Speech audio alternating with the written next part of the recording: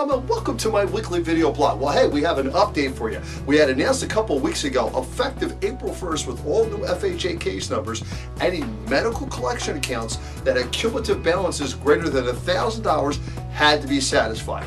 Well, this past Friday, HUD came out with a new announcement. They delayed that medical collection account provision and have pushed that back until July. So that's some good news, meaning that if the FHA case number was assigned after April 1st and they did have greater or cumulative balances greater than $1,000, they do not have to be paid off as we speak right now. It's just the way HUD rolls. But anyway, the good news is that it's pushed back to July. Now, they're looking for feedback, so if you can visit the HUD website, you can give some of your feedback, how this is going to impact borrowers and some of the things that may prevent people from being able to purchase a home, because they heard so much from the industry. That's the reason why they stepped up, and I applaud them for stepping up and pushing these back, or at least delaying it until July. Now, they have rolled out a tentative revision to the program, and it basically reads that the delay action will reportedly allow FHA mortgage borrowers who suffer life events, financial hardships like divorce, illness, or unemployment to be exempt from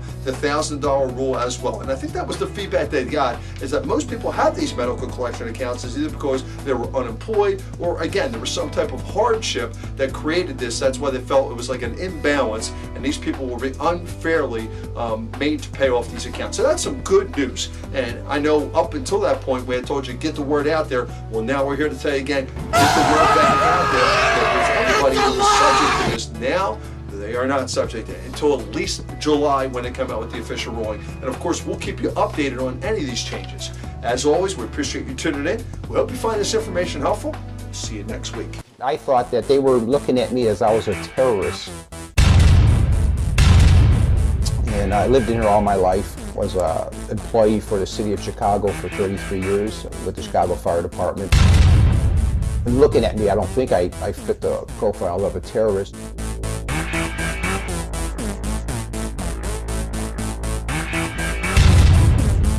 The clerk informed me that they couldn't give me a license. The information they had with other agencies in the government didn't correspond to what I was giving them. It's funny how everybody is concerned about the security of the country, and yet it's like the government threw this big thing onto the shoulders of the state and the cities.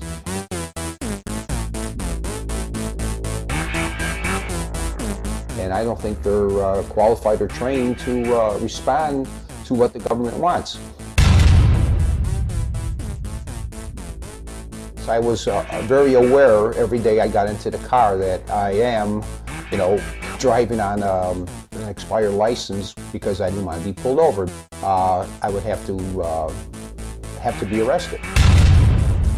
Back. I don't know if you got a chance to read the paper. Effective May 1st, all residents in the state of New Jersey, if you go to update your driver's license, you'll now be subject to the Real ID Act from 2005. That's right, the old 6-point system is going to the wayside. Across the country, this had to be enacted by May 9th of 2012, and New Jersey was one of the last states, or lagging states, to actually put this into play. So if you have to get your driver's license updated, no longer will the 6-point system count.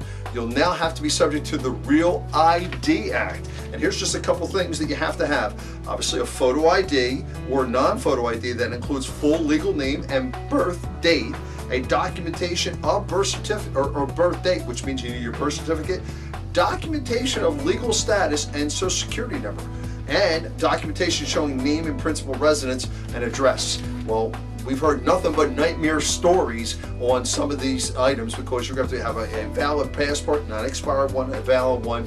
So certainly if you have a driver's license expiring, you might want to get a jump start on it. And if it's not expired yet, you might want to get to the DMV before May 1st to have your driver's license updated. As always, we appreciate you tuning in. We'll see you guys next week.